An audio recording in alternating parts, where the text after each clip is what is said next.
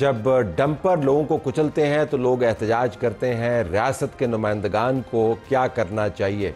कम से कम गोलियां तो नहीं चलानी चाहिए। आज की वीडियो हमने जो सिलेक्ट की है वो आपको बताएगी कि रद्द अमल क्या आता है। पाकिस्तान तहरीक इंसाफ अपने मुखालिफिन के बारे में सख्त ज़ुबान इस्तेमाल करती है, ये उनका खासा है, लेकिन एक दूसरे को भी नहीं बख्शते। राउफ हसन वर्सेस हिबा चौधरी, ये ट्वीट हमने सेलेक्ट किए हैं। 9 मई पाकिस्तान तहरीक इंसाफ के गले पड़ा हुआ है। उनके खैबर पख्तूनख्वा के लॉ मिनिस्टर 9 मई की तहकीकात को कैसे देखते हैं, और ये कि जो चीफ मिनिस्टर उनके हैं, उनके अपने अकाउंट से 9 मई के हवाले से जो वीडियो है, क्या वो दुरुस्त है या नहीं है, असल है या नहीं है। आफ्ताब आलम साहब से हम ये बात करेंगे। लेकिन जो सबसे बड़ी खबर है वो 27वीं आइनी तरमीम के हवाले से है। 26वीं आइनी तरमीम अभी हज़म करना मुश्किल हो रहा है। 27वीं आइनी तरमीम की आमद है। इसहाक डार साहब डिप्टी प्राइम मिनिस्टर हमें बता रहे हैं कि ये इस मतलब हम जल्दी नहीं करेंगे, लेकिन पिछले 36 घंटों में जितनी जल्दी हुई है उससे लगता नहीं है कि जल्दी का मामला जल्दी नहीं देर से तय होगा। ये जल्दी ही तय होता हुआ नज़र आ रहा है। सेनेटर राना सनाउल्लाह खान साहब हमारे साथ मौजूद हैं, वज़ीर बरए सियासी व अवामी अमूर। राना साहब बहुत शुक्रिया, आपने हमें ज्वाइन किया। सबसे पहले बात तो ये है कि 27वीं आइनी तरमीम की तरफ आपको किसने माइल किया? देखिए, इस पे काफ़ी सारे एरियाज़ हैं जिसके ऊपर गाहे बगाहे भी और यानी हर वक्त बात होती रहती है। और ये ऐसे इश्यूज़ हैं, मिसाल के तौर पे जो एनएफसी है और जो सूबों और मरकज़ के दरमियान वसाइल की तकसीम है, इसके ऊपर पिछले कई साल से जो है वो मुसलसल गुफ्तगू होती आ रही है। अब अगर हम इसको डिनाई करें तो वो फिर अलग चीज़ है। और ये मसला भी है, ये ऐसा भी नहीं है कि मसला नहीं है। क्या मसला है? ये बिल्कुल इशू है कि सूबों के पास यानी एक तो यानी ये मसला ये है कि कर्ज़ों की अदायगी और जो है डिफेंस के अखराजात पूरे करने के बाद, क्योंकि कर्ज़े भी जो है वो जब ये फ़ैसला हुआ था 2010 में, उससे लेके अगले 15 सालों में कर्ज़े भी बढ़े हैं और उनकी जो है वो इंस्टॉलमेंट्स भी बढ़ी हैं, और उसके बाद डिफेंस के अखराजात भी बढ़े हैं। और अब तो राना साहब, जब आपकी जमात दूसरी जमातों के साथ मिलकर 18वीं तरमीम पास कर रही थी, तो तब आपको नहीं पता था कि आप क्या कर रहे हैं? नहीं, तो उस वक्त ये इस बैलेंस को मलूज़े खातर रखा गया था और उस वक्त ये बैलेंस मौजूद था। लेकिन उसके बाद कर्ज़े भी बढ़े, उनकी फिर आर्मर्स भी बढ़ी, उसके बाद दफाई अखराजात भी बढ़े। तो ये 15 साल में एक सूरत हाल जो पैदा हुई है। और अब इस वक्त सूरत हाल ये है कि जो सूबे हैं उनके पास ज़रूरत से अगर ज़्यादा नहीं है तो कम भी नहीं है, और मरकज़ जो है उसे जो है वो जो उसकी डायर नीड्स हैं उसके लिए भी फंड्स और वसाइल की कमी है। अब वसाइल सारे पाकिस्तान के हैं, सूबों के हैं। ये कोई ऐसा मामला तो नहीं है कि ये कोई मरकज़ ने जो है वो कहीं और लेके जाना है और सूबे जो है वो मरकज़ से अलहदा है। तो ये चीज़ें जो है इनके ऊपर बैठ के गौर व फिक्र होना चाहिए और इसका कोई सलूशन हम ये नहीं कहते कि जो सूबों को दे चुके हैं उनसे वापस छीना जाए, लेकिन इसका कोई तरीक़ाकार, कोई ऐसी तरतीब बना ली जाए कि ये जो एक इशू है, इस इशू को रिजॉल्व किया जा सके। राना साहब, हमारी खबर तो ये है कि आपने तरीकाकार भी तय कर लिया, आपने फार्मूला भी तय कर लिया। अब आप वो कहते हैं पंजाबी में कि गोंगलों तो मिट्टी हटा रहे हो, मतलब सबको पता है कि आपने तय किया हुआ है और अब आप उसको इम्प्लीमेंट करने वाले हैं। तो आप हमें फार्मूला बता दें कि कितने सूबों के पैसे कम होंगे, 6-6.5 ट्रिलियन जो उनको जाते हैं। मामला ये है कि ये अगर हमने तय कर लिया है तो फिर जो कोई ये तो ना कहे ना कि जी ये देखें आप अचानक ही ले आए हैं और ये इसके ऊपर कोई बात ही नहीं हुई, इसके ऊपर कोई बहस मुबहसा नहीं हुआ। तो देखें, ये चीज़ें जो है इनके ऊपर काम हो रहा होता है और फिर जब किसी नतीजे पे बात आती है तो फिर उसको जो है वो सामने लाया जाता है। इसमें देखें फार्मूलाज जो हैं वो एक से ज़्यादा हैं, लेकिन अब सबके साथ जब बात होगी तो इसके ऊपर जो कंसेंसस जहाँ पे बनेगा तो उसके मुताबिक फैसला हो जाएगा। नहीं, तो कंसेंसस बना नहीं है अभी तक।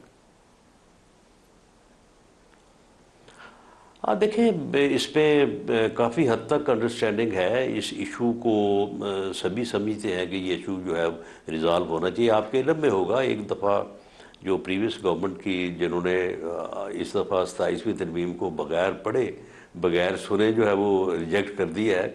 जब इनकी गवर्नमेंट थी तो उस वक्त इन्होंने भी कोशिश की थी, इन्होंने भी कोशिश की थी कि मरकज़ और सूबों के दरमियान जो वसाइल की तकसीम है उसमें कोई बैलेंस जो है ना वो लाया जाए।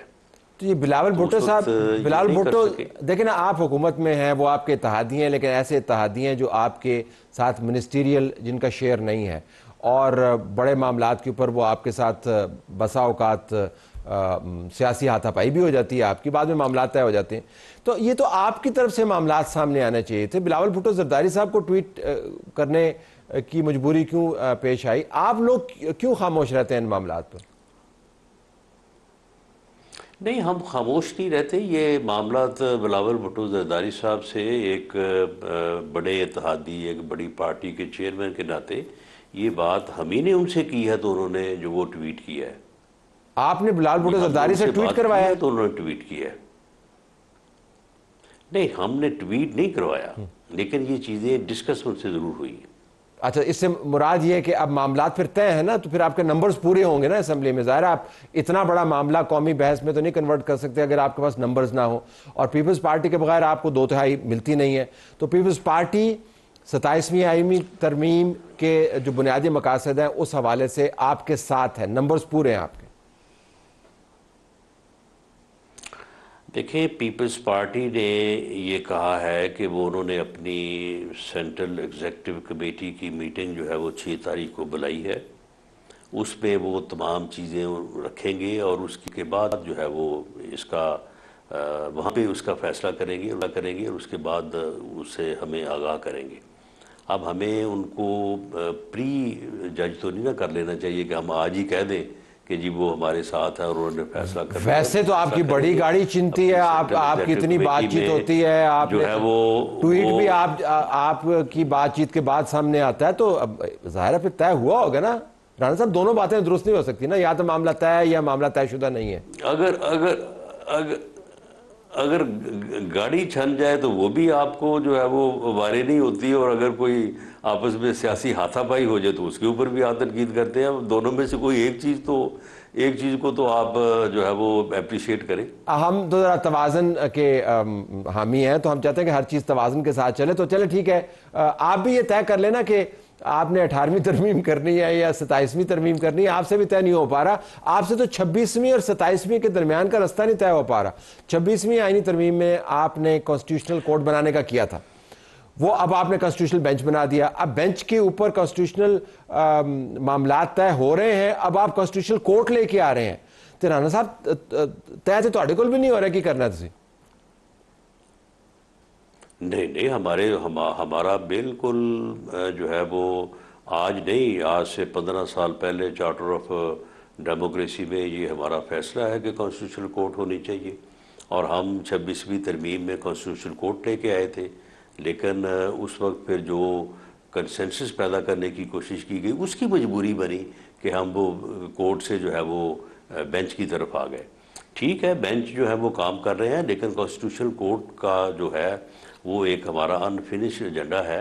अगर इस मरतबा हमें उसके ऊपर कामयाबी होती है तो बिल्कुल हम कॉन्स्टिट्यूशनल कोर्ट की तरफ जाएंगे। अगर कामयाबी होती है या हो जाएगी? उम्मीद है कि हो जाएगी। हमें तो पिछली दफ़ा भी बड़ी उम्मीद थी कि कामयाबी हो जाएगी, और पीपल्स पार्टी भी इसके ऊपर पूरी तरह से ऑन बोर्ड थी। बिलावल भुट्टो जरदारी साहब ने इसके लिए बड़ी कोशिश की, लेकिन बहरहाल फिर जो है वो पीटीआई वालों ने कहा कि जी बेंच जो है ना वो कर लें, बेंच की हद तक हम एग्री करते हैं। तो हमने एक ब्रॉड कंसेंसस के लिए जो है वो बेंच की बात को तस्लीम किया, लेकिन जब हमने तस्लीम कर लिया तो वो भाग गए। उन्होंने कहा कि नहीं जी हम वोट नहीं देंगे। हालांकि ये बेंच वाला और ये मुसब्बदा जिसके ऊपर 26वीं तरमीम हुई है, ये एग्रीड मुसब्बदा था मौलाना फजल रहमान साहब का पीटीआई के साथ, और उसके ऊपर मौलाना का हमारे साथ जो है वो एग्रीमेंट हुआ था, लेकिन पीटीआई जो है वो उसमें से निकल गई। अच्छा, उसमें उस वक्त बहुत सारे मसवदे जो हैं वो घूम फिर रहे थे। इस मरतबा तो ऐसा काम नहीं होगा कि आपके बाज़ मेंबरान इत्तेहादियों समेत ये कहें जी कि हमने तो 27वीं तरमीम का मसवदा ही नहीं देखा, मुख्तलिफ़ किस्म के मसवदे घूम रहे हैं। आपको याद है ना वो हड़बोंग जो मचा हुआ था, वो काफ़ी एम्बेरसिंग था। इस मरतबा आपने उस हड़बोंग से सीखा, इस मरतबा कम से कम तरीक़ाकार तो ठीक रखेंगे। हाँ, इस चीज़ को पेश नज़र रखा जाएगा, लेकिन बहरहाल एक फ़ाइनल ड्राफ्ट जो है वो इब्तदाई तौर पे जो ड्राफ्ट्स बनाए जाते हैं उसके बाद कोई ना कोई उसमें तब्दीली आ जाती है जब वो फाइनल होता है। सही है। तो आपके जहन में कोई कैलेंडर है राना साहब कि कब तक ये मामला तय हो जाना चाहिए? देखें, अगर तो उन तमाम एरियाज़ को जिनको आइडेंटिफाई किया गया है जहाँ जहाँ पे कॉन्स्टिट्यूशनल अमेंडमेंट्स होनी चाहिए, और वो वक्त की भी ज़रूरत है और रियासत की भी ज़रूरत है, कौमी सतह पे भी उन इश्यूज़ को जो है वो महसूस किया जा रहा है कि अब वो वक्त आ गया है।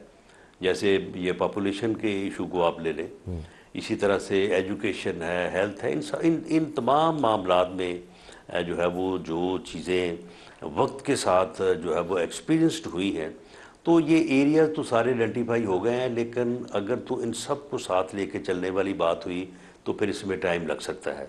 लेकिन अगर एनएफसी और जो है यानी दूसरी चीज़ें जो हैं आईनी अदालत, उनको एग्जीक्यूटिव अलहदा करके मजिस्ट्रेसी, किया गया, जिनके जजों के ऊपर तबादले। कंसेंसस है। जी, ये सर। तो अब तो मेरा ख्याल है कि उसके ऊपर वो फिर जो है वो अगले हफ्ते 10 दिन में जो है ना उन चीज़ों के ऊपर तो फिर हो सकता है, क्योंकि उनके ऊपर ऑलमोस्ट कंसेंसस मौजूद है। इख्तियारात की तफवीज़ का भी मामला था 18वीं तरमीम के अंदर, बहुत सारे इख्तियारात सूबों को दिए गए। आपने अभी तालीम और पॉपुलेशन के हवाले से जिक्र फरमाया, तो मुझे लगता यूँ है कि बाज़ इख्तियारात मरकज़ वापस लेने की भी कोशिश करेगा। ये इम्कान है? कोई ऐसे शोबे आइडेंटिफाई हुए? नहीं देखें इसमें देखें एजुकेशन है, पॉपुलेशन है, इस तरह से और बहुत सारे एरियाज़ हैं।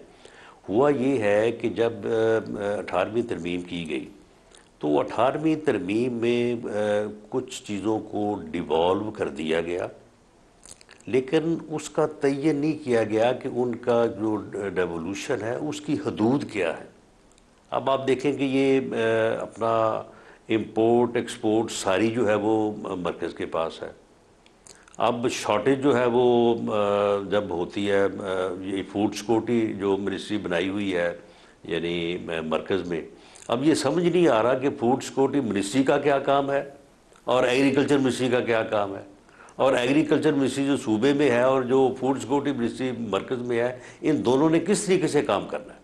यानी डेवोल्यूशन हो गया, लेकिन डेवोल्यूशन को इम्प्लीमेंट करने के लिए उसकी हदूद के तयन के लिए जो है वो कोई काम नहीं हुआ, और ना ही वो चीज़ें जो है वो तय हुई। जब तक वो चीज़ें तय नहीं होती कॉन्स्टिट्यूशनली, उस वक्त तक ये अभाम इसी तरह से रहेगा और इससे काफ़ी जो है वो चीज़ें जो है वो ख़राबी की तरफ जाती हैं।